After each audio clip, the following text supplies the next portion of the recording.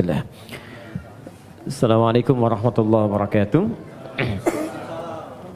Alhamdulillah, wassalatu wassalamu ala rasulillah wa ala alihi wa sahbihi wa man walah wa ba'du. Teman-teman sekalian, alhamdulillah kembali kita diberikan kesempatan oleh Allah Subhanahu wa taala untuk beraktivitas di hari ini. Semoga insyaallah hari ini aktivitas kita mendapat bimbingan dari Allah Subhanahu wa taala dan mudah-mudahan lebih baik daripada hari-hari sebelumnya. Ini penting saya ingatkan dalam setiap kesempatan supaya kita bisa mengoreksi dulu yang telah kita kerjakan, kemudian membangun visi baru pada hari-hari yang akan kita lalui. Demikian diajarkan dalam Al-Quran. Dan ini yang mempraktekkan sekarang menjadi luas. Bahkan banyak non-muslim yang mengambil manfaat dari ayat-ayat ini, kemudian dijadikan sebagai peta-peta kehidupan. Itu ayatnya sering kita hafalkan, bahkan dibaca dalam setiap kesempatan sholat. Namun tidak sedikit kemudian yang menurunkan itu menjadi detil bimbingan kurikulum dalam aktivitas hidup. Allah pernah menyampaikan di surah Al-Insyirah itu, فَإِذَا فَرَغْتَ فَانْصَبْ وَإِلَى رَبِّكَ فَرَغَ فَإِذَا فَرَغْتَ فَانْصَبْ. Jika engkau telah menuntaskan aktivitas di hari itu, maka kemudian siapkan untuk yang besok. Kalau Nabi biasanya malam-malam tuh beliau evaluasi dulu. Istighfar, mengevaluasi kekurangan diri di rumah tangga, apa yang kurang, bergaul dengan tetangga apa yang harus diperbaiki, bergaul dengan banyak orang apa yang harus dilengkapi. Dari situ kemudian beliau istighfar sampai 100 kali, 70-100 kali. Padahal sifat beliau itu maksum, dijaga dari salah. Hanya apa yang dikerjakan Nabi, kata Allah, sesungguhnya itu bukan sekedar untuk pribadinya beliau, tapi lebih banyak ditunjukkan kepada umatnya. Kalau Nabi kan dijaga dari berbuat salah, kalau kita tidak ada penjagaan. Karena itu diajarkan oleh Nabi setiap akan istirahat di malam hari, coba banyak mengoreksi diri. Manfaatnya tidur juga akan lebih enak. Ketika orang banyak merenung di kesempatan malam, sebelum tidur dia istighfar, koreksi diri, itu cenderung hatinya lebih tenang. Karena itu ketika dibawa tidur, tidurnya lebih rileks, lebih santai, lebih enak. Beda ketika orang masih mengumpulkan persoalan dalam benaknya dan belum melahirkan ketenangan dalam jiwanya. Beda antara solusi dengan tenang itu lain. Ya, tenang itu belum tentu mendatangkan solusi seketika. Tapi ketika ketenangan itu tiba, walaupun solusi belum datang, tapi jiwanya semakin nyaman. Karena itu di dalam Al-Quran sering diajarkan amalan-amalan yang diantara manfaatnya membuat jiwa kita tenang. Ya, contoh, Allah menyebutkan orang yang sering berzikir itu hatinya tenang. Quran surah 13 ayat ke-28. Ala bizikrillahi tatma'innul qulub. Kata Allah, ala, yakinkan pada jiwamu, aku informasikan dengan kuat, bizikrillahi, dengan banyak berzikir kepada Allah. Ba'nya di sini musahabah, membangun kedekatan. Jadi kalau orang mencoba dekat dengan Tuhan, ingin mendekat kepada Allah, dia banyak berzikir, tatma'innul qulub, maka dampak zikir itu akan berpengaruh kepada ketenangan jiwa. Nah, bagaimana cara berzikir? Diberikan detilnya. Baca Quran itu zikir. Makanya Al-Quran disebut dengan zikir. Quran surah ke-15 Al-Hijr ayat ke-9. Inna nahnu nazzalna dzikra. Kami telah turunkan Al-Quran sebagai zikir. Jadi kalau teman-teman sedang baca Al-Quran, itu ada ketenangan. Zikir di situ. Makanya silahkan kalau Anda tidak percaya, silahkan ketika Anda sedang gelisah, pekerjaankah di kantor, di rumah tangga ada masalah, alih-alih Anda kemudian adu argumentasi atau hanya menuliskan persoalan di media sosial, bikin status yang tidak kunjung tuntas, kenapa kemudian tidak Anda alihkan dengan berwudu, membuka mushaf, baca Quran? Ini jaminan. Demi Allah saya katakan, ketika Anda praktekkan, kata Allah saya berikan ketenangan. Ambil wudu, buka mushaf, baca. Walaupun solusi belum tiba, hati cenderung tenang. Bahkan ada orang-orang yang jangankan baca, dia mendengar Al-Quran saja, itu ada kekuatan dalam jiwanya. Itu ada di Quran surah ke-8 ayat kedua. Innamal mu'minuna alladzina idza dzukirallahu wajilat qulubuhum wa idza tuliyat alaihim ayatuhu zadatuhum imana wa ala rabbihim yatawakkalun. Orang beriman itu kalau dia disebutkan nama Allah, ada getaran dalam jiwanya. Dan kalau dibacakan ayat-ayat Allah, bertambah keimanannya dan semakin dekat hubungannya dengan Tuhan. Tawakalnya kuat. Dikata Allah, kalau Anda nggak sempat baca misalnya, atau kesulitan membaca, buka murotal. Teman-teman di jalan sambil Anda ke pekerjaan, ya, Anda ingin tenang, alih-alih mendengar atau membaca yang tidak jelas, buka murotal. Dengarkan. Minimal itu akan membawa ketenangan pada jiwa, kata Quran. Ada bacaan Quran, ada sholat. Sholat itu disebut zikir. Quran surah ke-20 ayat ke-14. Ya innani anallahu la ilaha illa ana fa'budni wa aqimis sholata li dzikri. Kata Allah, saya Allah, tidak ada Tuhan selain saya. Sembah saya. Cara menyembah saya, tunaikan sholat sebagai zikir. Karena itu banyak dulu orang-orang yang ketika sedang gelisah, ada masalah, dia memilih untuk berwudu. Ada yang datang ke masjid, ada yang sholat di rumahnya, minta solusi, minimal ketenangan tiba. Doa, bagian dari zikir. Ya, Quran surah ke-7 ayat ke-205. Wadhkur rabbaka fi nafsika tadarruan wa khifatan wa dunal jahri minal qaul. Silahkan kau berdoa sebagai zikir. Karena itu orang berdoa cenderung tenang. Nah ini disatukan saat kita akan tidur. Silakan Bapak Ibu cek. Bukankah saat akan tidur berdoa? Ya kan? Bukankah saat akan tidur diajarkan baca ayat-ayat? Ya, kalau yang mula-mula diajarkan 3 kul itu, Al-Ikhlas, Al-Falaq, An-Nas, Qul huwallahu ahad, Qul a'udzu birabbil falaq, Qul a'udzu birabbin nas. Tambah ayat kursi supaya tidak diganggu oleh setan saat tidur. Ya, ingat, kita tidur, setan datang dalam tidur. Ya, datang dalam tidur. Makanya kalau ada mimpi buruk, Nabi mengatakan dia diganggu oleh setan. Ya, untuk itu kita meminta pencegahan kepada Allah yang tak mengantuk. Ingat, setan tak tidur, Allah tak ngantuk. Maka kita meminta bacakan ayat kursi. Ya, lempar dia dengan ayat kursi. Allahu la ilaha illa huwal la ta'khudhu sidatun wala naum. Ya, lempar dengan ayat kursi. Tidak cukup dengan ayatnya, dengan kursinya sekalian ya. Ya, bacakan itu. Kemudian ada yang sholat kan? Sholat dulu sebelum tidur kan? Ya, Nabi mengajarkan witir atau 2 rakaat sebelum kita tidur. Supaya apa? Supaya tenang. Jadi gini, saya ingin ajarkan, mohon maaf, berbagi bukan mengajarkan. Saya ingin berbagi begini. Agama itu ketika memerintahkan kepada kita, bukan ingin memberi beban. Di cara berfikirnya ingin memberikan solusi. Di ketika Allah minta kita sholat, sebetulnya ingin memberikan ketenangan. Minta kita berdoa supaya kita nyaman. Allah nggak butuh dengan sholat kita. Semuka langit dan bumi tidak bersujud kepada Allah, tidak akan menurunkan status Allah sebagai Tuhan.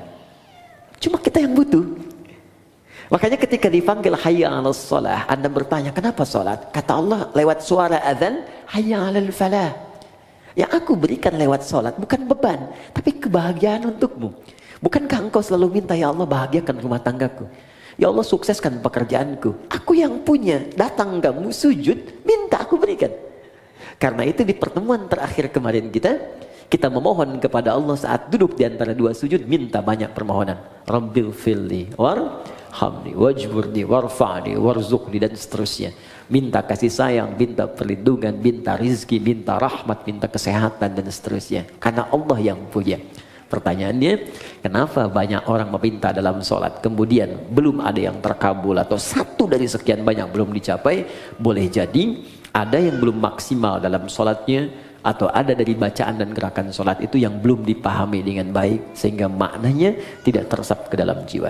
Karena itu kita teruskan sebentar manfaat dari apa yang kita pelajari lewat sholat.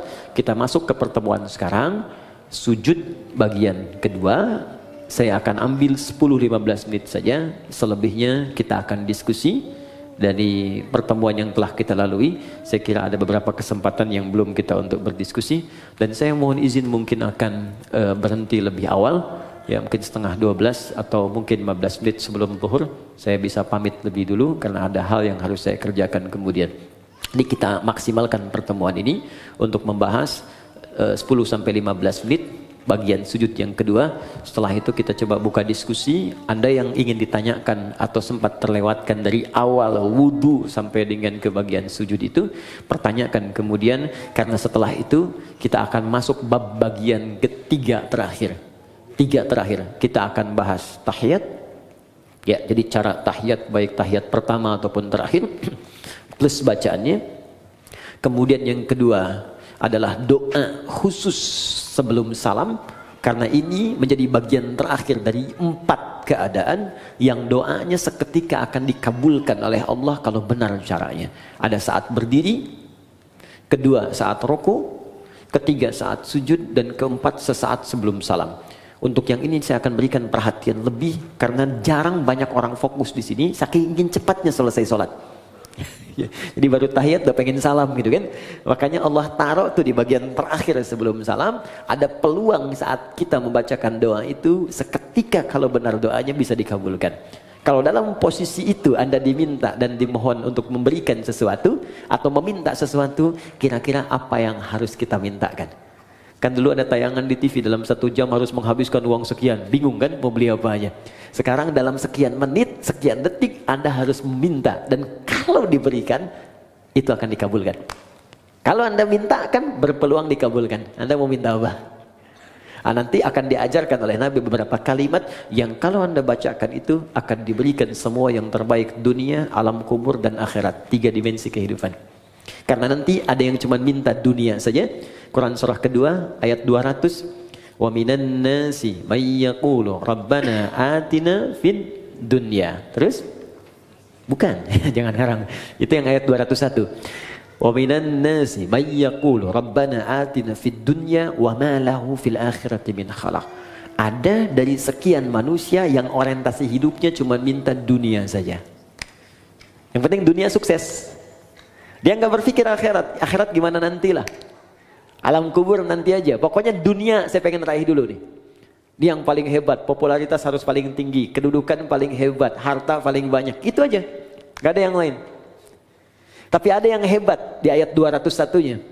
Wa minhum may yaqulu rabbana atina fid dunya hasanah wa fil akhirati hasanah wa qina adzabannar. Dia merasa saya akan pulang. Saya akan wafat. Saya nggak akan selamanya di dunia. Dan saya sudah diperlihatkan orang-orang yang wafat di hadapan saya. Bahkan saya yang memandikan, saya yang menyolatkan, saya yang mentalkinkan. Dan saya yakin besok lusa, saya yang wafat. Dan saya punya keyakinan besok ada kehidupan setelah saya wafat. Karena itu saya siapkan amalan-amalan yang hasilnya saya akan nikmati kemudian hari. Maka orang ini punya visi untuk akhiratnya, bukan hanya sekedar untuk dunianya. Maka dia siapkan, saya pengen dunia nikmat dan akhirat nikmat. Ini rumus dalam Al-Quran. Ketika Anda mengejar akhirat, maka dunia akan ikut di belakangnya. Gak akan rugi. Karena akhirat itu, dunia pasti nempel. Tapi kalau Anda ikut dunia, akhirat belum tentu mengikutinya. Contoh begini, zakat itu kan akhirat kan? Zakat akhirat ya, bukan dunia. Awas. Tapi bagaimana Anda bisa berzakat kalau nggak ada dunianya? Oke. Anda mau zakat 25 juta. Zakat itu kan 2,5%. Berarti Anda harus punya berapa? 1 miliar kan? 1 miliar untuk berzakat 25 juta. Karena itu orang-orang dulu mengejar kekayaan itu bukan untuk nyari dunia, tapi supaya bisa zakat. Abdurrahman bin Auf mengejar kekayaan sampai paling kaya nomor 1, kapaknya terbuat dari emas. Apa motivasinya? Supaya saya bisa zakat, supaya saya sedekah, supaya saya infak. Ya. Jadi motivasinya ke situ. Begitu dikejar untuk zakat, infak, sedekah, dunia ikut. Coba, yang dapat 1 miliar padahal yang keluar cuma 25 juta. 975 jutanya silahkan nikmati dunia Anda. Tuh. Jadi orang yang mengejar akhirat, dunianya pasti ikut. Tapi orang kalau ngejar dunia saja, akhirat belum tentu. Anda kesini mau taklim, dunia ikut kan? Makanan di luar banyak tuh. Dunia tuh. Kue banyak. Saya kalau taklim tuh taklim, tukang somai, tukang ini, tukang ini. Dunia ikut semua. Tapi kalau sengaja beli somai, belum tentu dapat taklim. Sederhana ya? Woi, sekarang plus Templar lagi. Oke, jadi visi mengejar akhirat itu tidak harus kemudian meninggalkan dunia, karena otomatis Ibnu Qayyim al-Jauziyah beliau berkata, perlakukan dunia seperti bayangan. Bayangan. Kalau dikejar itu, gak akan pernah ketangkap. Ayo bikin perlombaan musyawarah ngejar bayangan, tangkap gitu. Silakan akan ketemu. Tendangan tanpa bayangan, bayangan aja nggak bisa diikutin. Ya? Baik, silakan.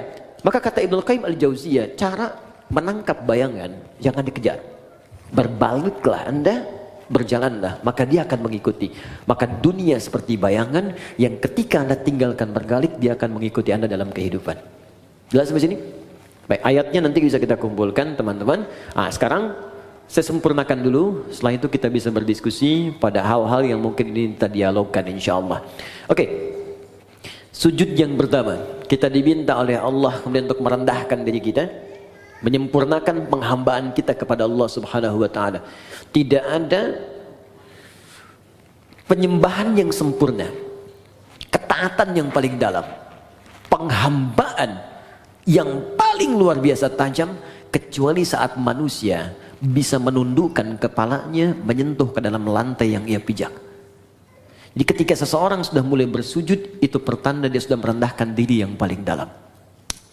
Dulu orang-orang di zaman dulu ada Persia, ada Romawi, bahkan ditiru kemudian oleh kerajaan-kerajaan di Nusantara di masa-masa lalu sebelum datang Islam. Untuk kemudian menghormati rajanya, dia ada yang bersujud, ada yang ruku seperti ini sudah kita bahas, ada yang sujud kemudian dia menempelkan bahkan kepala di lantainya untuk menandakan kepatuhan kepada rajanya. Apa yang didapatkan dari raja-raja dunia ini? Maaf, tidak seluruhnya diberikan. Tidak semua kebutuhan diberikan. Belum tentu dia sehat diberikan obat.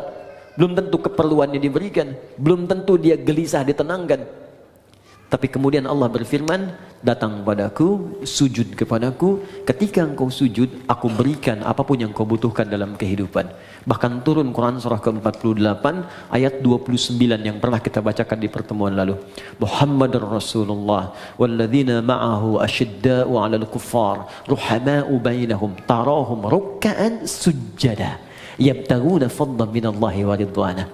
Umat Muhammad SAW itu tegas pada segala hal yang menyimpang, tapi juga penyayang terhadap sesamanya. Anda akan lihat mereka sering ruku dan sujud. Saat posisi sujud itulah dia kemudian bermohon kepada Allah semua kemuliaan yang mampu dia dapatkan. Itu tantangan. Jadi begitu Anda merendahkan di hadapan Allah, maka Allah berikan apa yang kamu butuhkan, aku akan berikan. Maka keluarlah hadis Nabi SAW. Perhatikan baik-baik kalimat Nabinya yang disampaikan dari Ibnu Abbas. An Ibnu Abbas radhiyallahu taala anhuma. Hadis riwayat Ibnu Abbas, semoga Allah meridai kepada beliau dan kepada kedua orang tuanya. Anin Nabi sallallahu alaihi wasallam, beliau menerima riwayat ini dari Nabi sallallahu alaihi wasallam.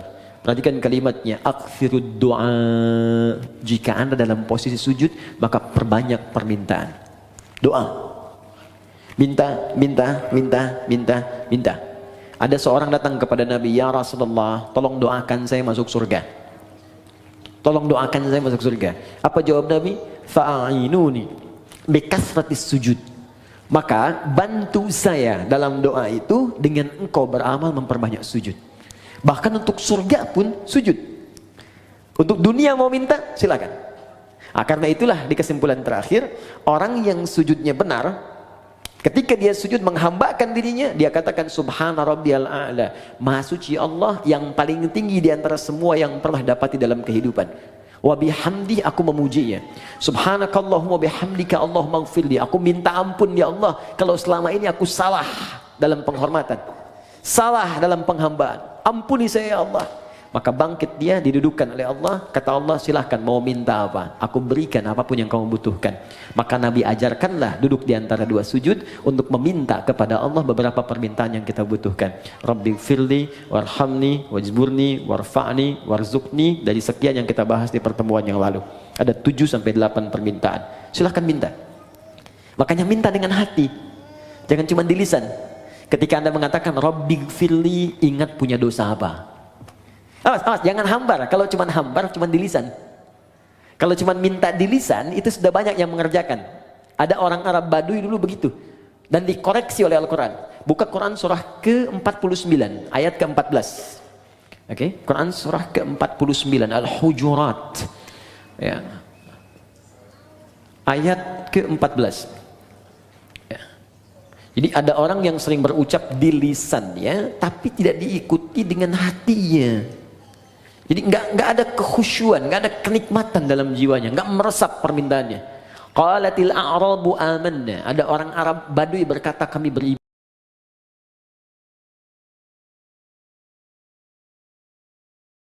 Pas mau nanti ngafani, beli kain kafan. Kalau enggak saya yang belikan sendiri. Ya pokoknya semua beli. Kain kafannya nyata. Terus siap-siap yang mau jadi volunteer dari sekarang ya disiapkan. Nah, siapkan ya, nanti kita siapkan cara ngafanin bagaimana. Kemudian nanti baru terakhir setelah itu menyolatkan. Ya, terus nanti kita berikan tambahan cara mengangkat sampai masuk ke liang lahat seperti apa. Ya. Terakhir untuk hari ini, nanti saya cukupkan di sini. Setelah itu kita dialog. Ya. Dalam sujud yang kedua, kita sujud. Fikihnya, kalau bicara fikih bukan hikmah, maka dikerjakan mutlak seperti Nabi menunjukkan. Ya, sallu kama ra'aitumuni usalli. Salatlah kalian seperti melihat aku salat. Jadi fikihnya, setelah kita duduk di antara dua sujud, sujud kembali. Posisinya seperti yang pertama, menempel 7 plus dengan tambahan hidung.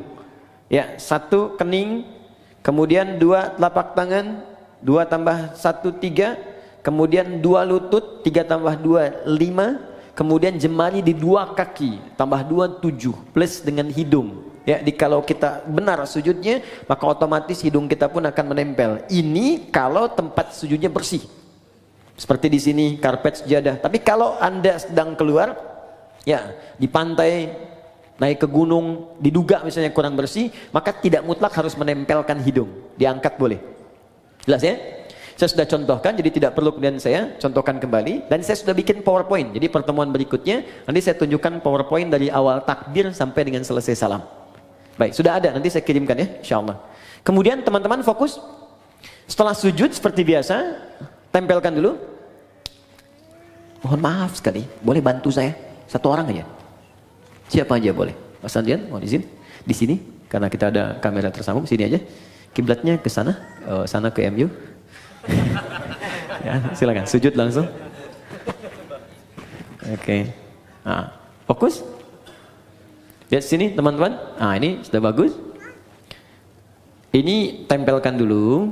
Mohon izin jangan dulu berdoa ya. Jangan dulu berdoa. Ingat sampai kata Nabi famakin sujudaka. Sempurnakan dengan baik dulu sujud secara caranya baru berdoa. Kening ini sudah ya di sini. Jangan sampai terhalang. Ingat pakai peci itu untuk menutup rambut. Jadi kalau kira-kira rambutnya pendek atau tidak ada rambut sama sekali, tak pakai peci pun gak ada masalah. Jelas ya? Baik, kemudian ini di telapak tangan 2. Ini agak dibuka ya. Sudah cukup baik, agak dibuka. Yang penting nggak ke sini ya, cukup di sini. Agak dibuka sehingga tidak dirapatkan ke sini. Ini hati-hati ada yang dilarang oleh Nabi, jangan kau tempelkan ini siku di sini sehingga menutup diafragma. Di saat sedang sujud kan darah dipacuk kencang dari jantung ke otak. Begitu kita tempelkan di diafragma itu bisa terhambat. Bisa meninggal orang kalau terlalu lama. Dibuka. Ilustrasinya kata Nabi sampai anak kambing bisa lewat. Ingat anak kambing itu kan zaman Nabi orangnya besar-besar. Ya, jadi wajar lewat itu cuma ilustrasi bahasa kiasan. Maksudnya ada ruang di sini. Bukan Anda ukur. Mama sini sholat yang benar. Anak kambing mana? Anak kambing. Tidak ya. Ini 2 lutut sini. Kemudian ini ditutup, bukan dibuka begini, sudah saya terangkan, ditutup begini, ini sudah bagus. Nah sudah seperti ini, baru berdoa.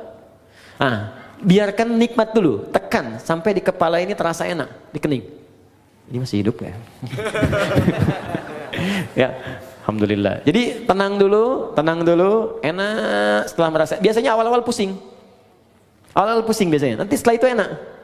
Baru berdoa. Bangkit. Alhamdulillah.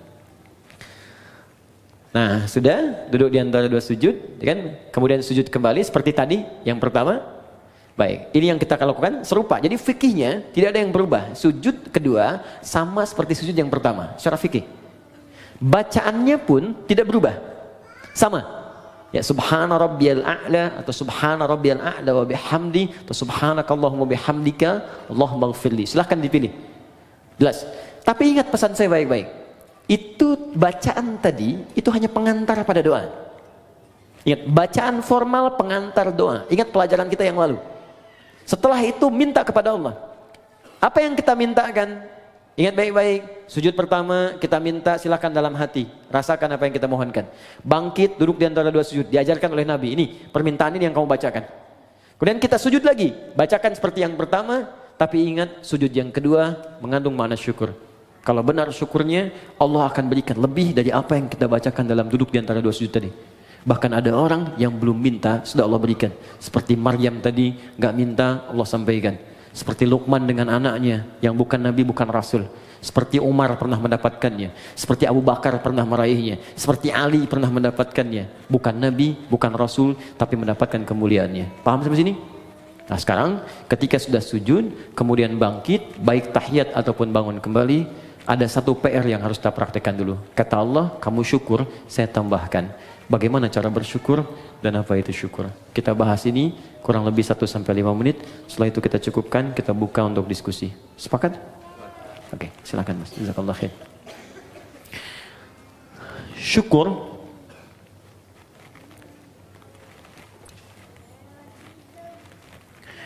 artinya usaha untuk mengungkapkan, upaya untuk mengungkapkan rasa terima kasih,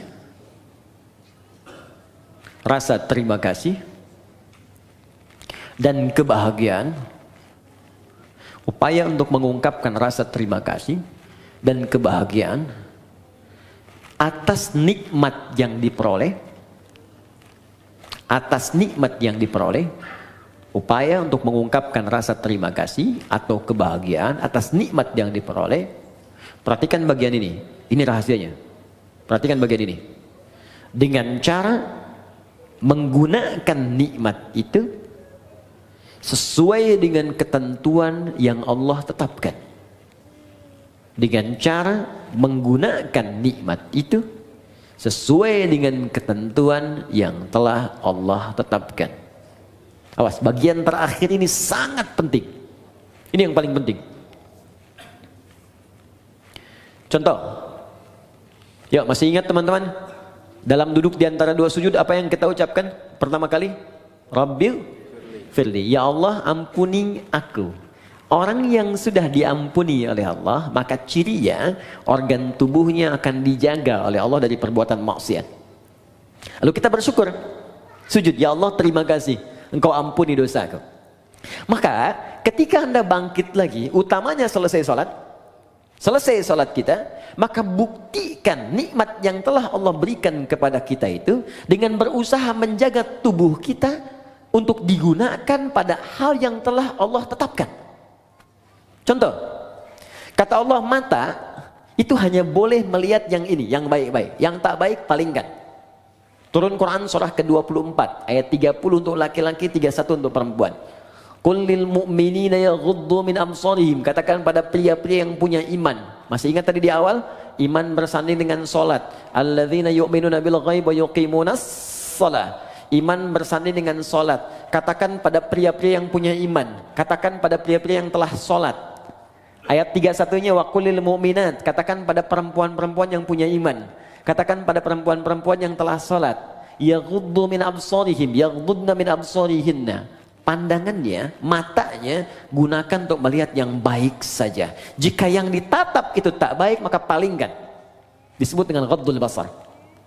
Maka jika Anda ingin mensyukuri nikmat ampunan Allah, maka gunakanlah kemudian tubuh kita untuk digunakan pada semua ketentuan yang telah Allah tetapkan. Mata, apa ketentuan mata? Telinga, apa ketentuan telinga? Lisan, apa ketentuan lisan? Sampai ke ujung kaki. Jelas? Di ketika Anda ingin mendapatkan ampunan Allah, kata Allah, saya ampuni. Baik, buktikan, jaga ampunan itu. Bukan Allah sudah bersihkan, Anda pakai maksiat lagi. Habis sholat, bicarain orang lagi. Yang dibicarakan kadang-kadang imamnya juga. Sialan tuh imam. Harusnya makmum dia benar. Baca kepanjangan. Maghrib baca Yasin. Bisa. Baru salam gitu kan. Tuh. Banyaknya di tarawih kan. Waladhdallin amin. Yasin. Malam pertama lagi. Allahu Akbar.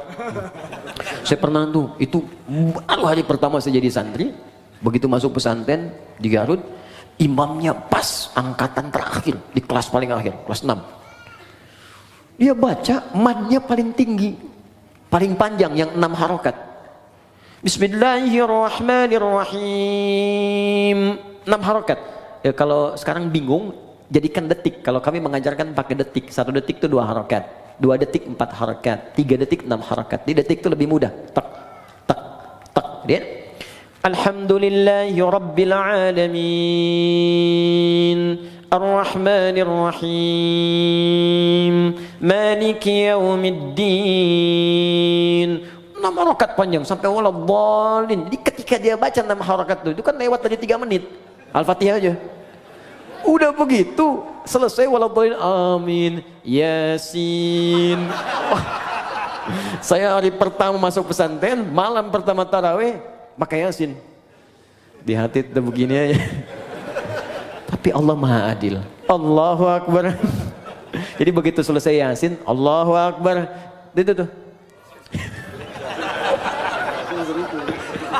Tapi tidak harus ditiru tuh yang begitu ya. Ya. Oke, lihat balik sini. Teman-teman fokus. Jadi begitu caranya. Ya, telinga jaga. Lisan jaga. Jadi jangan sampai saat sholat diampuni, habis sholat maksiat lagi. Ini menunjukkan ada yang salah dalam sholatnya. Tuh, sampai nangis anak-anak tuh. Banyak yang begitu. Ya sayang, nggak apa, mau coklat. Oke. Ada berapa? 1 orang? Tolong ke belakang. Rizki. Saya tutup. Kalau ini standar ya. Ini yang sering orang keliru. Rizki bisa materi, uang, benda, pakaian, kendaraan, makanan, rumah, dan sebagainya. Oke, kita praktek dulu, fokus, praktek dulu. Kita minta warzuqni, ya Allah berikan aku rizki. Allah jawab. Dan kadang banyak orang tidak sadar, mungkin kesuksesan yang Anda dapatkan sekarang, itu atas doa Anda saat sholat. Anda pengen punya kedudukan, kata Allah saya berikan. Anda pengen punya harta, saya berikan. Anda ingin popularitas, sukses karir, saya berikan kata Allah. Tapi berapa banyak yang Allah berikan atas doa yang dimintakan dan dikabulkan itu kemudian yang disyukuri. Anda sujud, bangun, kata Allah syukuri. Sekarang pertanyaannya, ada orang yang bisa mensyukuri rezeki sampai-sampai Allah ditambah terus, tambah. Saking banyaknya tambahan sampai dia merasa dunia kecil. Dan yang paling dahsyat, ada orang yang nggak megang tapi ketika butuh ada. Itu yang kaya. Di saking banyaknya nggak kehitung. Mau makan, ada makanan. Pengen beli buah, ada yang beliin buah. Ada makan, ngajak teman malah dibayarin. Ya, jadi apa yang dia kerjakan tuh Allah cukupkan, cukup. Tapi dia aja nggak punya beban. Ya, nggak capek, kendaraan nggak ngurus-ngurus, mau berangkat ada yang jemput. Kadang-kadang dia telunjuk tangan begini, taksi berhenti, gitu kan? Wah, pokoknya luar biasa lah. Betul, pas bayar dibayarin. Nah, bagaimana cara mendapatkan rumus-rumus mudah, dimudahkan oleh Allah? Kata Allah syukuri.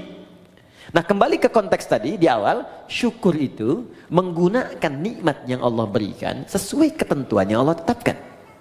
Contoh, maaf, saya tidak bermaksud untuk menyampaikan hal-hal yang kurang berkenaan, tapi ini untuk introspeksi kita. Allah katakan, cari pakaian untuk menutupi aurat. Anda minta, ya Allah warzuqni, berikan saya rezeki. Kata Allah, ini saya kasih. Oke, dari pemberian itu Anda berikan pakaian. Kata Allah, bentuk syukur dari pakaian itu engkau gunakan untuk menutupi aurat. 1. Berapa banyak kemudian dari hamba yang Allah berikan rezeki itu justru membeli pakaian yang membuka auratnya. Orang tuanya tertutup tapi anaknya terbuka. Jadi kalau dari kecil Anda tanamkan kepada anak, diberikan pakaian yang membuka auratnya, ya bagaimana saat dewasanya? Itu baru pakaian. Yang kedua, silakan lihat. Kata Allah, gunakan pakaian itu untuk engkau gunakan menampil dengan sempurna saat ibadah. Menghadap kepadaku dengan pakaian yang indah. Turun Quran surah ke-7 ayat 31. Ya bani Adam khudhu zinatakum 'inda kulli masjid. Hei anak cucu Adam, jika ada panggilan dari masjid maka kenakan pakaian terbaikmu. Saya mau tanya, panggilan apa yang muncul dari masjid? Salat. Allahu akbar, Allahu akbar. Makanya orang khusyuk itu di pertemuan yang lalu masih ingat? Ketika dia akan menghadap Allah, dia kenakan pakaian terbaiknya. Allah yang panggil. Antum ini dapat undangan Sabtu Ahad yang ngundang manusia, tampilan luar biasa. Ada yang pesan dulu, jasnya dibikin dulu, sepatunya juga bikin dulu, mereknya ditampilkan dulu, hanya untuk penuhi undangan manusia yang belum tentu memenuhi kebutuhan kita, yang belum tentu memberikan solusi pada persoalan kita. Diundang makan cuma sekali, nambah nggak bisa. Ya. Solusi belum tentu hilang. Untuk menghadapi manusia saja, tampilan kita luar biasa. Kata Allah, kenapa ketika aku undang tampilan kau biasa-biasa saja? Kan kurang adil, Bu, Pak, teman-teman. Yang paling unik yang dipakai di olahraga, itu pula yang dipakai dalam sholatnya. Ada yang dipakai kemudian rekreasi, itu pula yang dipakai dalam sholatnya. Apakah salah? Tidak, sah menurut hukum. Tapi untuk bentuk syukur yang sempurna, itu belum paripurna. Jelas sampai sini? Baik. Saya kasih rumus begini. Ini rahasia. Tapi saya coba dan hasilnya luar biasa. Baik, fokus baik-baik ya. Jadi begini. Kalau kita dapat rezeki, sekali lagi ini rahasia. Kalau kita dapat rezeki berupa materi, rumus cepatnya pakai dulu untuk ibadah. Pakai untuk ibadah dulu. Sehingga pertama hisab kita akan ringan di hadapan Allah. Ya. Saya biasanya kadang Allah titipkan kasih pakaian lewat si fulan yang kirim kain, kirim pakaian. Tak pernah saya terima pertama kali kecuali saya coba pakai ibadah dulu. Even itu orang cuma pakai kasih kaos. Pakai sholat sunnah, pakai baca Quran, pakai sholat dulu. Maka apa yang terjadi? Karena semua benda yang akan kita kenakan itu akan bersaksi di hadapan Allah di hari kemudian. Ya, termasuk anggota tubuh. Al-yauma nakhtimu ala afwahihim wa tukallimuna aydihim wa tashhadu arjuluhum. Jadi mulut dikunci, tangan kaki bersaksi, termasuk benda-benda yang kita puja kita kenakan. Di surah Az-Zalzalah, idza zulzilatil ardu wa akhrajal ardu wa qala al-insanu yauma idzin tuhadditsu akhbaraha. Pada saat kiamat itu terjadi, akan ada hisab dan semua benda yang kita pijak, yang kita kenakan akan bersaksi di hadapan Allah. Bayangkan, teman-teman, ketika baju itu tiba-tiba berkata kepada Allah, ya Allah, saya bersaksi, saya pernah dikenakan oleh si fulan ini untuk sholat kepadamu. Ya Allah, saya bersaksi dikenakan oleh si fulan ini, ya Allah, bangun tahajud mengenakan aku. Allahu Akbar. Ya fulan, ketika aku berikan kepadamu nikmat berupa pakaian, apa yang kamu kerjakan? Ya Allah, saya bersaksi, pertama kali saya gunakan untuk memenuhi panggilanmu ke masjid. Maka sepatu itu berkata, benar ya Allah, Anda gunakan. Buka pintu, rumah Anda, masuk ke ruangan kamar Anda, buka kemudian lemari pakaian Anda, coba lihat setiap helai pakaian Anda, berapa banyak yang sudah digunakan untuk ibadah. Jangan-jangan ada di antara pakaian itu yang hanya dipakai untuk digunakan maksiat saja selama hidup. Maka saran saya, cepat tutupi dengan ibadah sebelum dia bersaksi di hadapan Allah dan memberatkan timbangan Anda pada keburukan. Anda sudah minta motor, sepeda aja belum bisa membawa Anda ke masjid. Ya Allah, aku pengen motor. Kamu ini gimana? Minta motor, beban kamu akan berat. Sepeda aja belum mampu mengantarkan kau ke masjid. Itu si fulan, sepeda dia nggak punya, motor nggak pernah mimpi, mobil nggak pernah berharap. Kakinya bisa dipakai mengantarkan dia ke masjid. Jarak dia ke masjid 2 kilo. Kamu cuma 20 meter ke masjid. Sepeda sudah saya berikan, motor sudah saya limpahkan, mobil saya anugerahkan, mereknya bermacam-macam, belum mengantarkan kau juga. Maka nikmat apalagi yang harus aku berikan kepadamu supaya engkau mau berangkat ke masjid itu. Jadi kalau ada teman-teman mengatakan warzukni, ini hati-hati ya. Anda meminta dalam salat warzukni, ya Allah berikan aku rizki, dan sudah Allah limpahkan, tapi rizki itu belum mampu mendekatkan Anda kepada Allah, maka mesti berhati-hati. Jangan-jangan ada istidraj di dalamnya. Istidraj. limpahan yang terasa nikmat, tapi di balik itu ada kumpulan azab yang sedang menunggu.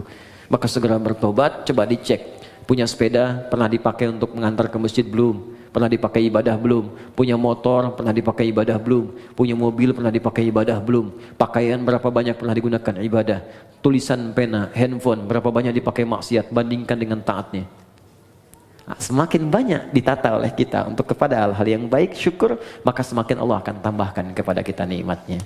Itu gambarannya. Kalau ada yang macet di pertengahan, bukan karena dihambat, mungkin nikmat yang sudah ada belum dimaksimalkan untuk berbuat taat kepada Allah Subhanahu wa taala. Jelas sampai di sini? Oke. Karena itu kita cukupkan dulu sujud yang kedua, selesai kemudian tinggal aplikasinya. Ya, teman-teman, rezeki banyak ya. Ada anak-anak tuh, anak, cucu. Berapa yang sudah diinvestasikan pada kebaikan? Ingat, ketika Allah sampaikan jaga diri dari neraka, itu yang disebutkan pertama keluarga. Fokus, qu anfusakum wa ahlikum nara. Jaga diri dan keluargamu dari neraka. Diri keluarga, anak, pasangan, orang tua, ayah, suami, istri, selalu itu yang disebutkan. Itulah rezeki. Ya, saya cukupkan sampai di sini.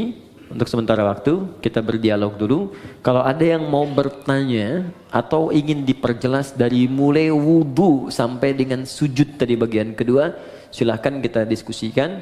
Karena yang pertemuan berikutnya kita akan langsung masuk kepada bab yang baru, yaitu tahiyat, doa sebelum salam, dan amalan pasca salat. Saya perkenankan.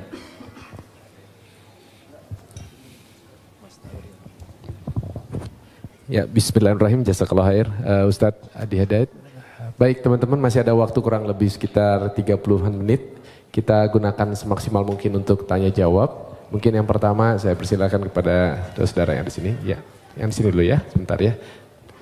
Nanti kalau ada yang sekiranya punya permasalahan pribadi, kurang nyaman untuk angkat tangan, boleh untuk lampirkan dalam secari kertas, nanti dibacakan.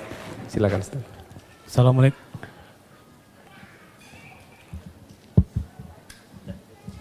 Assalamualaikum Ustadz, nama saya Iksan Ustadz. Di kajian bulan lalu kan duduk di antara dua sujud ada dua cara Ustadz. Iftiros sama yang tafaruk. Yang kedua belum dikasih tahu Ustadz caranya, tafaruknya seperti apa. Baik. Duduk di antara dua sujud, saya mengatakan di pertemuan lalu, duduk dalam sholat itu ada dua jenis. Ya, duduk dalam sholat ada dua jenis. Satu disebut iftirash, kedua disebut tawarruk. Iftirash membentangkan bagian kaki kirinya untuk kemudian diduduki itu dan melipat bagian kanannya. Karena itu disebut iftirash dari kata firash, sesuatu yang terbentang. Kasur disebut firash karena dibentangkan, kita tiduri itu. Duduk disebut iftirash karena kaki bagian kiri dibentangkan untuk kita duduki itu. Kemudian yang kanan dilipat. Contoh paling mudahnya, kita kemudian duduk seperti ini, kemudian yang kiri dibentangkan begini, kemudian duduki, yang kanan kemudian dilipat seperti ini. Jadi kalau kita menghadap ke sini, nah ini iftirash ya. Jadi seperti ini. Yang kirinya dilipat, kita duduki, yang kanannya ditekuk. Gini ya. Jelas ya? Kemudian yang kedua tawarruk, agak lebih santai. Ya, memasukkan kemudian bagian kirinya ke selak-selak betis bagian kanannya ke sini. Kemudian duduk ke tempat alas lantainya di sini. Di tawarruk, sehingga tawarruk terasa lebih santai. Ya, seperti ini. Jadi ini yang dilipat kemudian ke kiri, yang kanannya ini kemudian ditekuk bagian jari-jarinya. Jadi kalau saya buka, mohon maaf sekali sebesar-besarnya. Bismillah. Ini saya buka, jadi jemarinya seperti ini, dilipat ya. Ya, ini yang dilipat, ini tidak pakai ya, lipat. Nah, ini yang kiri dimasukkan, dilipat, diduduk seperti ini. Dia agak lebih santai. Nah, ini ada sejarah. Dia ada kisah kapan Nabi kemudian tawarruk, karena di awal-awal masa, saya mohon izin kenakan kaos kaki dulu ya, sehingga nanti ada orang potong video itu Ustadz aneh katanya kan, yang kanan pakai kaos kaki, yang kiri tidak. Ini sekarang masanya agak repot nih. Oke. Jadi ada nanti kisahnya. Jadi kenapa Nabi asalnya iftirash terus, iftirash bahkan di tahiyat. Makanya nanti di beberapa mazhab termasuk Maliki, nanti saat tahiyat, baik tahiyat pertama ataupun yang terakhir, semua duduknya iftirash, kayak yang tegak. Nah, tapi nanti di akhir-akhir masa beliau hidup, itu kemudian beliau tawarruk pada bagian keduanya. Ya, makanya ada perdebatan yang sangat menarik di dalam fikih Maliki dengan Syafi'i. Ya, ketika kemudian Imam Malik ditanya kenapa anda kemudian tawaruk, tidak tawaruk tapi iftirash dua-duanya, kata Imam Malik, karena saya mengikuti Nabi di awal masa sholat itu beliau kemudian duduknya iftirash semua. Nah, tawaruk itu ketika beliau sudah mulai lemah di akhir, makanya yang terakhir cenderung lebih santai, ya kan? Karena keadaannya sudah mulai agak lemah, maka di akhir cenderung santai karena tahiyat terakhir lebih lama daripada tahiyat yang pertama. Tapi jawaban Imam Syafi'i pun sangat bagus. Kata Imam Syafi'i, kita kan diperintahkan mengikuti Nabi, ya kan? Jadi kalau Nabi tawaruk, kita ikut tawaruk. Nabi iftirash, kita ikut iftirash. Kalaulah logikanya Nabi kemudian sudah lebih sepuh sehingga kemudian lebih nyaman tawaruk, kenapa dua-duanya tidak tawaruk, tapi satu iftirash, satu tawaruk? Karena itu Imam Asy-Syafi'i lebih memilih untuk yang satu iftirash tahiyat pertama, yang kedua kemudian tawaruk. Imam Malik mempertahankan iftirashnya. Dua-duanya benar, yang salah yang sambil baringan gitu ya. Baik. Jadi jangan berdebat pada dalil yang memudahkan. Adapun duduk di antara dua sujud, ya maka duduknya iftirash, bukan tawaruk. Iftirash. Jadi ingat, hanya ada dua duduk dalam salat, iftirash dan tawaruk. Iftirash dan tawaruk keduanya bisa dipakai dalam tahiyat, tapi di antara dua sujud hanya iftirash saja, bukan tawaruk. Kecuali pada kondisi kaki yang bermasalah sehingga tidak bisa iftirash, maka silahkan, jangankan tawaruk, kaki maju ke depan pun satu itu boleh. Ya, jadi jangan marah ya, teman-teman di Mekah misalnya kan ada sholat tiba-tiba orang Arab kakinya begini satu saat tawaruk, ya kan? Nah, ini tandanya sedang ada masalah di kakinya. Nggak sopan nih sama Allah, bukan begitu, dia sedang ada masalah ya. Jadi silahkan, mau begini silahkan, mau gini silahkan kalau sedang memang ada kesulitan. Ya, kaidah fikihnya apa? Ad-daruratu tubihul mahdzurat. Dalam kondisi yang darurat maka yang terlarang menjadi dibolehkan untuk sementara. Ingat ya, larangan yang dibolehkan itu sifatnya bukan permanen, tapi sementara. Ingat, contoh, ini sering saya sampaikan, Anda pergi ke hutan, kemudian di hutan sulit menemukan makanan halal, yang ada cuma babi. Kalau tak makan itu, maka bisa melemahkan fisik, bisa wafat. Maka dalam kondisi itu boleh makan daging babi. Ya, dapatkan, sembelih, ambil, masak, makan. Tapi tidak untuk dinikmati. Hanya untuk menutup lapar. Enak juga ya? Tidak, ya. Jadi hilangkan lapar sambil mencari yang halal. Begitu yang halal ditemukan maka ini haram kembali mutlak. Jelas ya? Oke, ada yang lain? Bismillah. Baik, bismillahirrahmanirrahim. Ya, ini ada yang sepertinya mengirimkan secari kertas. Kalau lihat dari tulisannya karena jelek nih pasti laki-laki nih ya. Assalamualaikum warahmatullahi wabarakatuh. Waalaikumsalam warahmatullahi wabarakatuh. Bagaimana hukumnya ketika suami saat bermasalah dengan istri sudah talak 1 langsung talak 3. Lalu suami dan istri menyesal dan ingin rujuk. Baik. Satu langsung talak 3. Iya. Ada lagi yang saking marahnya nggak talak 1 lagi, saya talak 3 sekalian gitu kan. Baik. Nah, jadi teman-teman, saya mau katakan begini, kita harus belajar dulu fikih munakahat, fikih rumah tangga. Di dalam bahasan munakahat rumah tangga itu ada bagian talak. Talak itu asalnya bukan untuk memisahkan, tapi solusi terakhir untuk menyatukan kembali. Asalnya bukan untuk memisahkan, tapi solusi terakhir untuk menyatukan kembali. Bagian paling akhir. Quran surah kedua Al-Baqarah ayat 229. Sampai nanti panjang sekali, ya. Sampai 230, 231, sampai ke 233-nya diselang lagi masuk 234 rumah tangga lagi. Jadi pertama, talak ketika dikeluarkan itu ada urutan.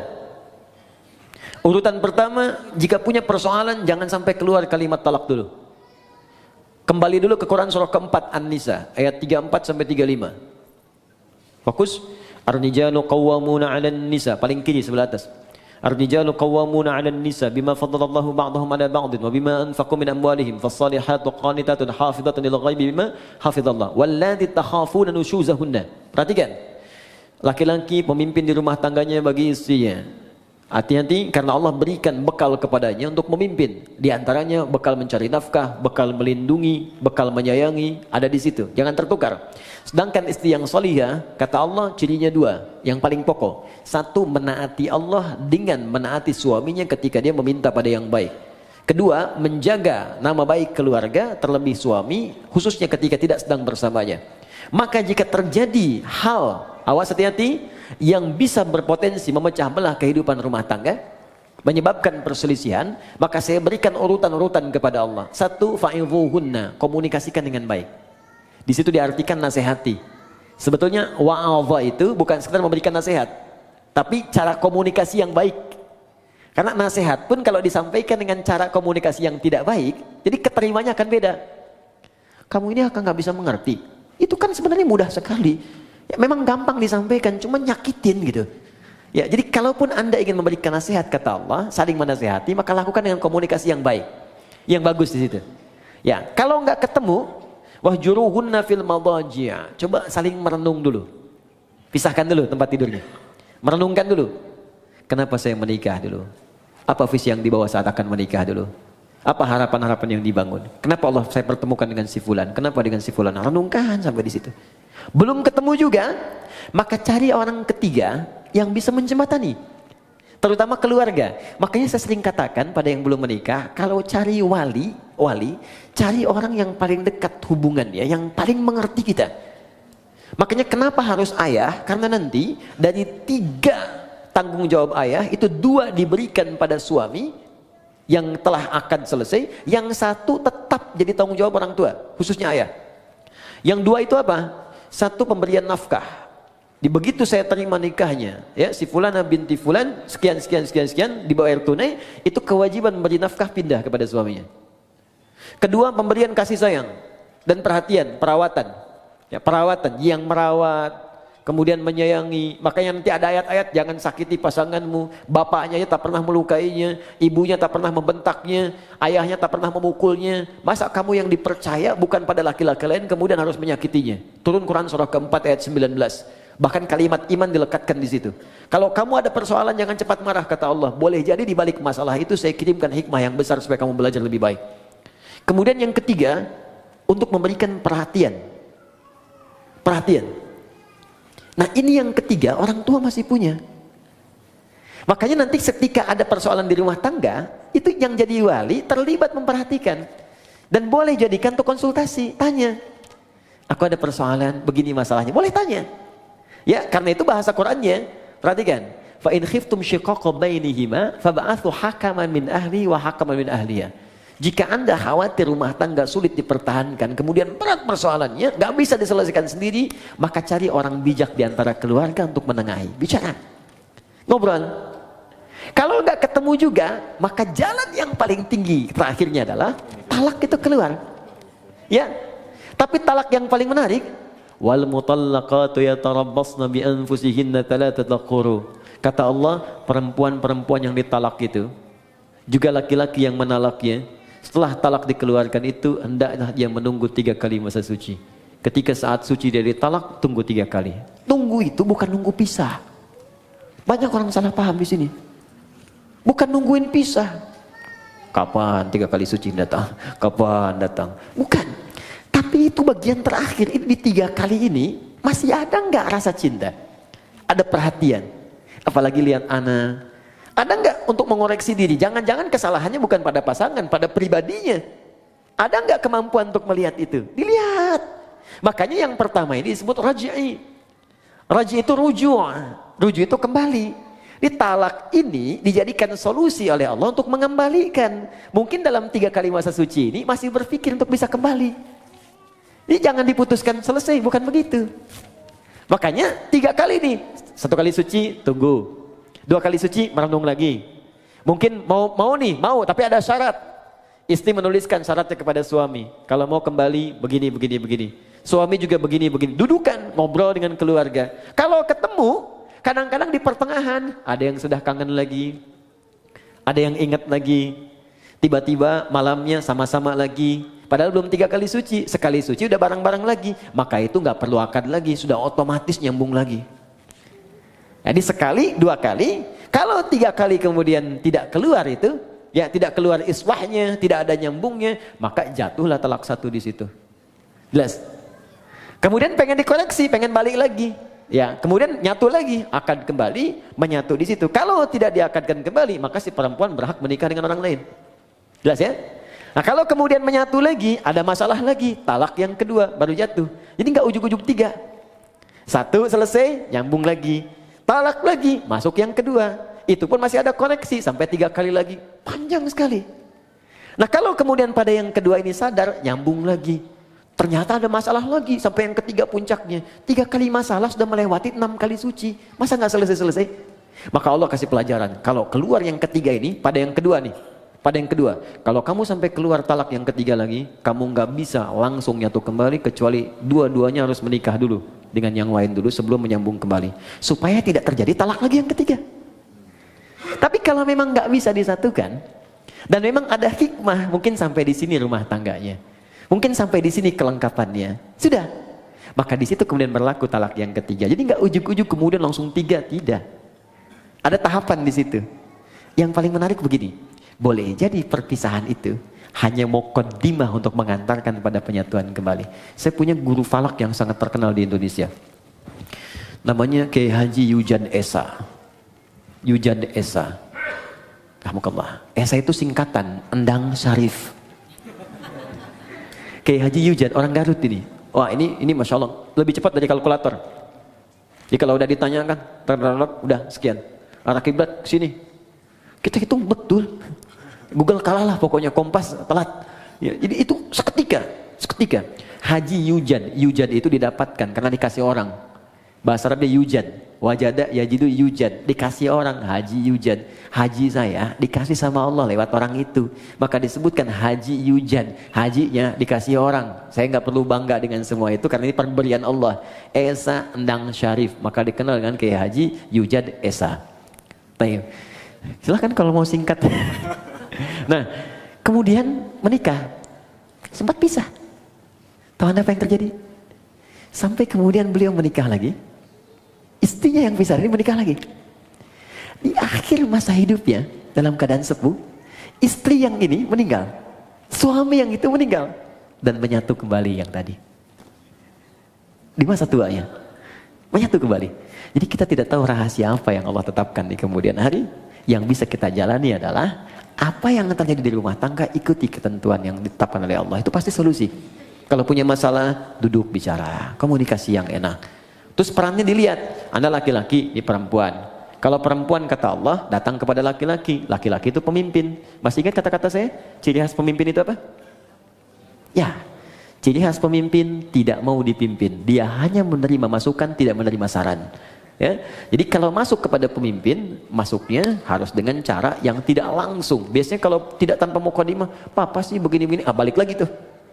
Tapi kalau kita masuk dengan cara yang lembut, maaf, saya mohon maaf kalau selama ini banyak salah, emang. Ya nggak apa-apa, terima aja dulu, nggak apa-apa. Iya, tapi mungkin Allah kirimkan papa untuk menyempurnakan apa yang kurang pada diri saya. Capek, nggak apa-apa. Ya memang hidup kita harus capek Pak. Ya tidak ada yang tidak capek. Kalau tidak capek mungkin kita sudah kembali kepada Allah. Saya bukan apa-apa, saya hanya takut ketika Allah tanya di kemudian hari, kenapa engkau tidak jaga pasanganmu dengan baik? Silakan Pak, kalau ada yang salah bisa dikoreksi. Saya siap. Saya hanya khawatir sebelum pulang kepada Allah membawa beban yang tidak bisa saya selesaikan di dunia. Hari pertama diam, tapi malam dia akan berpikir. Tengah malam mungkin menangis. Besok-besok tiba-tiba datang kepada Anda.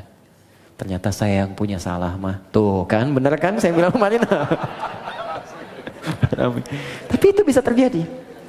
Ya, sholat, dalam sujud minta, ya Allah sentuh hatinya ya Allah, berikan kebaikan pada jiwanya ya Allah. Ya Allah berikan kemuliaan, Engkau pasangkan dia kepadaku bukan pada yang lain ya Allah. Maka mohon ya Allah ringankan hisabku di hari kiamat. Itu lebih mudah. Jelas ya? Dan itu insya Allah akan indah. Bu, ada satu ya teman-teman akhwat. Ini kisah nyata di masa lalu.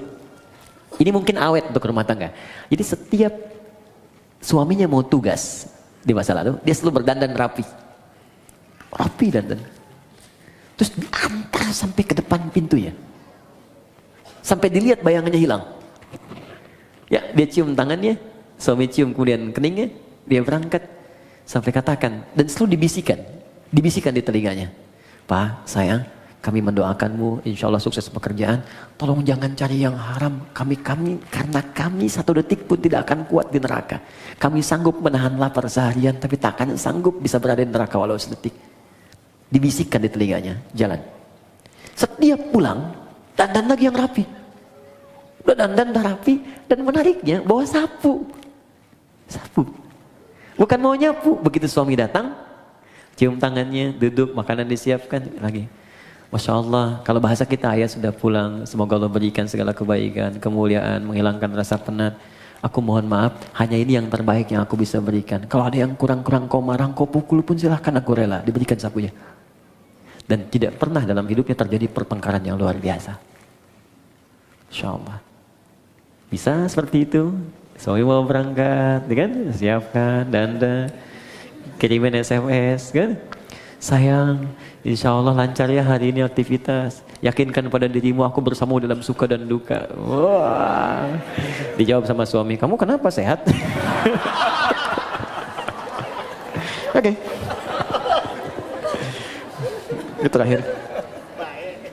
Assalamualaikum, saya ingin bertanya, jika mendapatkan rizki, sebaiknya dipakai umrah ibadah dahulu atau lebih diutamakan untuk kebutuhan terlebih dahulu? Karena takut kedepannya tidak cukup untuk memenuhi biaya hidup. Oke, teman-teman begini, jangan dipisahkan semua ibadah. Ya, memenuhi kebutuhan rumah tangga dan ibadah aspek yang lain secara ritual itu Allah sudah atur dengan sedemikian rupa. Contoh, Anda bekerja, dapat rezeki berupa harta benda tertentu dengan jumlah tertentu. Apa yang pertama kali harus dilakukan dengan harta ini? Turun Quran surah keempat ayat 34. Paling kiri sebelah atas. Infakkan lu untuk keluarga. Jadi pertama keluarga. Jelas? Ar-rijalu qawwamuna 'alan nisa bima faddalallahu ba'dahum 'ala ba'din wa bima anfaqu min amwalihim. Jadi Anda cek nih kebutuhan keluarga itu berapa? Dalam sebulan cek berapa. Dapat 80 juta, kebutuhan 40 juta dari keluarga. Masih ada lebih kan? Makanya kelebihan ini sudah Allah ukur. Allah tetapkan nisab namanya. Jadi ada nisab di situ. Setiap ada 85 gram emas dengan nominal sekian, emas itu akan terus naik kan? Sesuai dengan masanya. Masa Nabi mungkin kurang dari 1 juta, naik lagi. Sekarang 1 gram udah 700.000. Ya kan? Baik, jadi ini kurang lebih sudah 60 juta ke atas. Maka ketika Anda mendapatkan ini, kata Allah, ini pun silahkan keluarkan zakatnya dulu. Baru keluar zakat. Zakat pun keluar setelah melewati batas ini. Ya, 85 pas ke atas keluar zakat. Bahkan ada pendapat di ulama pun, jika zakat ini pun, awas hati-hati, bisa berpengaruh terhadap kebutuhan keluarga yang memang dibutuhkan nilainya segitu, maka ini belum dikeluarkan. Ya, ada pendapat demikian. Jadi ketika kebutuhan keluarga 75 juta misalnya, dibutuhkan betul. Ya, mohon maaf. Kemudian dapatnya 60 juta, ini sudah masuk kategori nisab. Hanya nisab ini pun keluar zakat, itu ditunda setahun. Kalau bertahan, lebihnya ada, kan? Baru kemudian keluar. Ya, ada yang menyebutkan haul di sini. Karena itu, jika kemudian ini masih belum mencukupi, maka ini tidak keluar. Tutupi dulu ini. Di Anda bayangkan, zakat saja yang sifatnya wajib keluar ketika nisab muncul, itu bisa ditunda atau tidak keluar ketika kebutuhan keluarga belum tersalurkan. Kalau sifatnya betul-betul mendesak. Tapi kalau sifatnya asumsi, nih kebutuhan kita misalnya 60 juta nih dalam sebulan, saya dapat 75 juta, ya, atau saya dapat 60 juta pas. Tapi masih asumsi, belum jelas ini, maka rumus cepatnya keluarkan zakat lebih baik. Karena rumusnya ketika Anda keluarkan, Allah berikan 10 kali lipat. 10 kali lipat dari yang dikeluarkan. 10 kali lipat ini jangan dihitung dari uangnya, dari nilainya. Boleh jadi dijaga yang nilai 60 juta ini supaya dia berkurang. Sakit tidak ada. Kebutuhan ini tiba-tiba dibelikan oleh orang lain. Ini yang menjadi gratis. Anak-anak dapat beasiswa. Akhirnya yang 60 juta tinggal 30 juta. Anda masih nyimpan 25 juta. Sudah sampai sini? Oke, nah sekarang kita kembalikan ke umrah. Ustaz, saya dapat rezeki nih. Saya pilih mana, umrah atau saya penuhi kebutuhan keluarga dulu? Kalau memang ada kebutuhan keluarga yang sangat mendesak yang harus dipenuhi, maka ini yang didahulukan. Ini kemudian diakhirkan. Caranya, simpankan untuk tabungan, nabung tapi niatkan betul. Tuliskan tabungannya, cadangannya umrah, jangan diganggu untuk apapun. Misal, saya dapat rezeki 55 juta, kebutuhan keluarga 45 juta. Ini harus saya dahulukan, masih sisa 55 juta. Maka Anda simpan misalnya 10 juta untuk umrah, 5 juta untuk cadangan ke sini. Jelas? Simpan, dapat lagi, simpan, dapat lagi, simpan. Sampai terpenuhi, baru berangkat. Kalau sudah dapat 30 juta ini niatnya untuk umrah, berangkatkan umrah. Ya. Tapi kalau cuma asumsi, takut ada kebutuhan, takut ini, tidak, dahulukan ibadah. Dahulukan. Untuk haji, kalau sudah ada untuk haji, berangkat haji. Nanti begitu Anda pulang, Allah akan kirimkan rezeki yang baru, yang bisa memenuhi apa yang Anda butuhkan. Insya Allah. Jelas? Ada lagi? Ada Ustaz, masih. Baik. Saya angkat tangan. Sebentar dulu ya, kasihan Pak ya, yang baik, ibu-ibu nih ya. Wah ini menarik nih. Untuk perempuan ya, pakaian yang terbaik untuk sholat di rumah itu seperti apa Ustadz? Quran apakah surah harus ke-7? Baik. Harus berpakaian terbaik atau kita boleh pakai pakaian yang sedang kita kenakan, misalnya daster kemudian ditutupin oleh mukena gitu. Ya, bukan kita, mungkin Anda ya. Ini saya nggak Oh iya, daster. Anda bukan saya. Kok kita? Kena gue ya. Biasa, it's happening sometimes. Oke. Quran surah ke-7 ayat 31, lihat di ujung ayatnya ya. Dari ayat 26 sebetulnya, 26, 27, 28, 29 sampai ke 31-nya. Di ayat yang terakhir dilarang untuk israf, berlebihan. Ya, wala tusrifu innallaha la yuhibbul musrifin. Kalau Anda tarik ke 26, 27 terutamanya, kemudian 28, 29 sampai ke ayat tadi yang saya sampaikan berhubungan dengan masjid. Pertama Allah katakan khudzu zinatakum 'inda kulli masjid. Ketika ada panggilan dari masjid, kenakan pakaian terindahmu. Indah. Indah itu ukurannya pasti sudah kita pahami lah. Ya, ada ukuran moral di situ, ukuran etika. Ya, ibu kondangan pakai daster gitu, indah tidak? Gitu kan? Misal ya.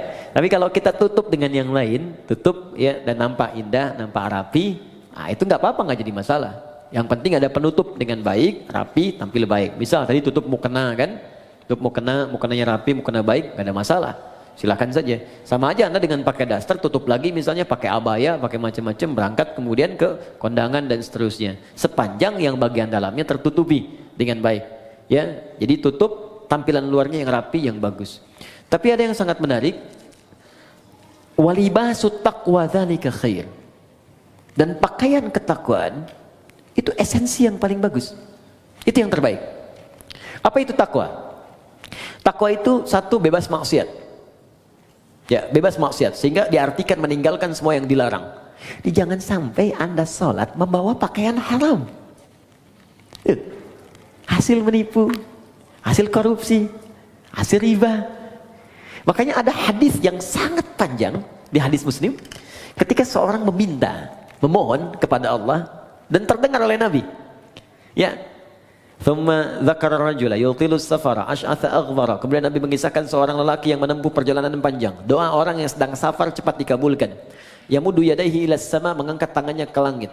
Fayaqulu, maka dia berkata, Allahumma ya Rabb, ya Rabb. Jadi tiga yang dia kerjakan. Satu safar, kedua mengangkat tangan, yang ketiga memulai dengan al-asmaul husna. Setiap satu itu cepat mengabulkan doa. Di orang safar 2 kali cepat dikabulkan. Orang mengangkat tangan cepat dikabulkan. Menyebut al-asmaul husna cepat dikabulkan. Jadi harusnya 6 kali orang ini lebih cepat dikabulkan dari doa orang biasa. Tapi apa kata Nabi? Anna yustajabu lidzalik. Bagaimana doanya bisa dikabulkan? Mustahil. Ada orang yang ketika berdoa, Allah bukan gak mau ngabulkan. Jadi balik lagi mental kayak gini nih. Nih, ini ada gelas kan? Bejana kan? Oke, kalau ini nggak ada sekatnya, saya mau masukkan apa aja bisa. Tapi kalau disekat begini, apa yang mau masuk? Gula nggak masuk, garam nggak masuk, spidol nggak masuk, balik mental. Bukan Allah nggak ngasih, mental. Apa yang menutupi sehingga mental jawaban dari Allah itu? Pertama kata Nabi, mat'amu haram karena sumber makanannya haram. Mashrabu haram karena minumannya haram.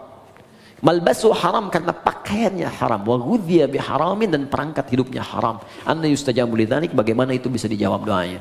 Karena itu pakaian terbaik bukan persoalan masalah jenisnya. Ya, bukan pada modelnya. Tetap dia menutup aurat dengan baik, tapi pada yang pertama esensinya apakah halal atau haramnya.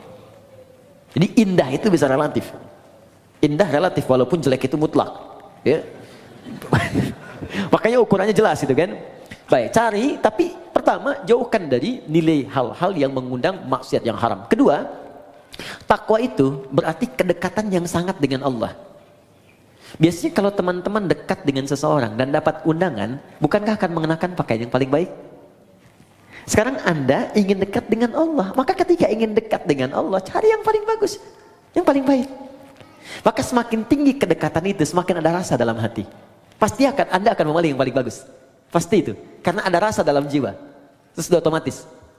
Nah, karena itu tidak dilarang ketika Anda menutupi dengan mukena, tampil menutup aurat, tapi jika Anda mampu mengerjakan nilai takwa tadi, walibasut taqwa dzalika khair. Pakaian takwa dengan dua model tadi itu yang paling bagus. Kalau Anda bisa kenakan ini, maka Allah akan turunkan jawaban di Quran yang sangat indah sekali di surah At-Talaq.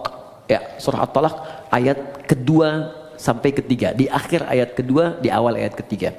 Wa may yattaqillaha yaj'al lahu makhraja wa yarzuqhu min haitsu la yahtasib. Quran surah 65 akhir ayat kedua sampai awal ayat ketiga. Kata Allah, siapa yang mampu meningkatkan takwanya kepada Allah, maka aku akan ringankan persoalan hidupnya. Bukan gak punya masalah, setiap ada masalah Allah ringankan. Dia mengalami masalah itu, cuman ringan. Awas ya, Ustadz pun bukan gak punya masalah. Banyak. Ini masalah antum semua nih, pertanyaan. Ya, tapi ya kasih ringan gitu. Dan tidak harus jadi Ustadz. Dekati Allah, Allah pemilik semua solusi. Dan nanti ketika Anda mengalami persoalan itu, Allah ringankan. Bukan gak dapat masalah, diringankan sehingga ringan tuh. Enak. Oke, saya kira itu. Ya, Allah Ta'ala alam. Cukup? Ya, baik. Ya. Oke, yang angkat tangan tadi ya. Ini penutup ya. Ya, Assalamualaikum warahmatullahi wabarakatuh. Assalamualaikum. Nama saya Bob Andinata. Saya ingin bertanya tentang khusyuk. Khusyuk, oke. Ini salah satu yang sulit ya. Saya pribadi kerjakan dalam sholat. Ya. Kebetulan saya profesinya dokter bedah. Jadi banyak masalah-masalah pasien yang saya pikirkan dan itu terbawa dalam sholat, ya. Nah, sehingga dalam sholat sulit sekali sampai mungkin lupa rakaat, gitu. Ya. Nah, seandainya begitu mungkin ada kiat-kiat apa yang Ustadz bisa berikan, bagaimana saya bisa khusyuk dalam sholat. Mungkin tadi ceramah Ustadz juga bahwa kita harus memahami bacaan, memahami, tapi saya udah mencoba untuk menghafal apa segala, tapi mungkin sulit bagi saya untuk menghafal bacaan-bacaan Al-Quran tersebut. Yang kedua, jika saya lupa ini rakaat, itu bagaimana? Ya, sujud sahwi ya Ustadz ya. Bagaimana tata caranya seandainya kita lupa tentang rakaat tersebut. Dan yang terakhir mengenai pertanyaan yang terakhir tadi mengenai pakaian yang didapat yang haram, ya itu seandainya saya mendapatkan sesuatu yang haram, apa yang harus saya kerjakan? Apakah saya harus buang pakaian tersebut? Apakah saya harus berikan apa gimana? Begitu. Ya. Terima kasih. Waalaikumsalam warahmatullahi wabarakatuh. Baik, pertanyaan dari Dr. Bob tentang persoalan khusyuk dalam sholat. Memang khusyuk itu masalah yang luas, universal. Tidak tersekat ke dalam profesi dokter bedah saja. Tukang kredit ketika sholat bisa ingat kreditnya. Yang mau arisan bisa ingat tuh, ya ini giliran siapa menangnya. Semua. Karena itu di hadis Nabi menyebutkan umum. Ada dua penyebab orang tidak khusyuk. Pertama, faktor setan. Ada setan khusus menggoda orang sholat. Namanya khanzab. Ada yang menyebut khinzib. Setan itu banyak jenisnya. Nanti mungkin bagus juga kalau kita belajar fikih setan. Ya, supaya tahu cara menghindarinya. Ya kan? Ya, kita nanti belajar jenis-jenis setan. Ada setan di rumah tangga. Ya, ada di Quran surah kedua ayat 102. Namanya dasim. Ada setan di pasar. Itu yang kalau ke mall pulang-pulang masih ingat tas belum dibeli. Ada, ya, ada banyak. Ya, ada setan di tempat-tempat musik, ada banyak macam-macam.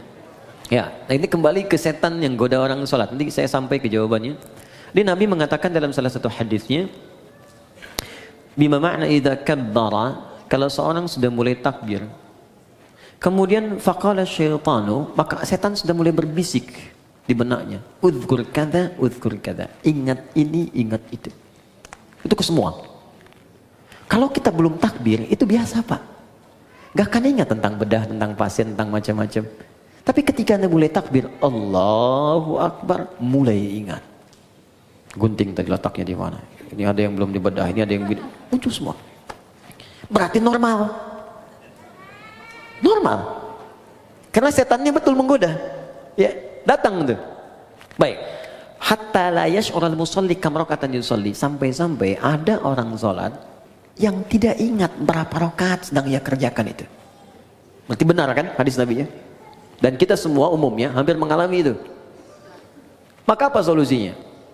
Maka yang pertama sebelum sholat diminta kita untuk berlindung kepada Allah, berniat dengan benar. Innamal a'malu binniyat, semua amal bergantung pada niatnya.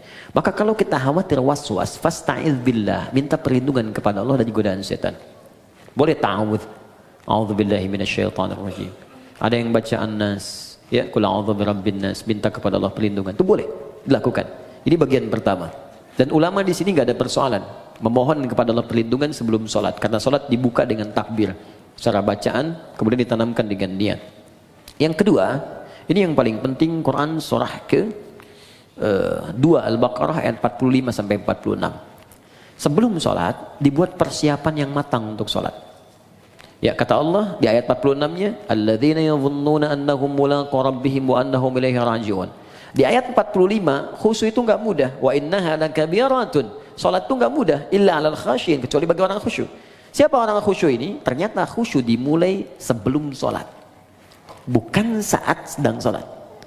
Jadi ada tahapan khusyuk dimulai sebelum salat. Apa persiapannya? Tadi, yadhunnuna annahum mulaqu rabbihim. Satu, orang khusyuk itu orang yang merasakan dalam jiwanya akan menghadap kepada Allah.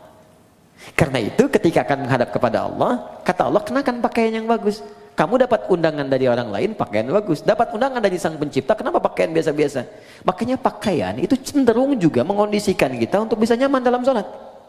Silahkan cek, pakai kaos oblong, ya, dengan pakai baju koko, sama-sama sah menutup aurat. Tapi rasanya lain kan?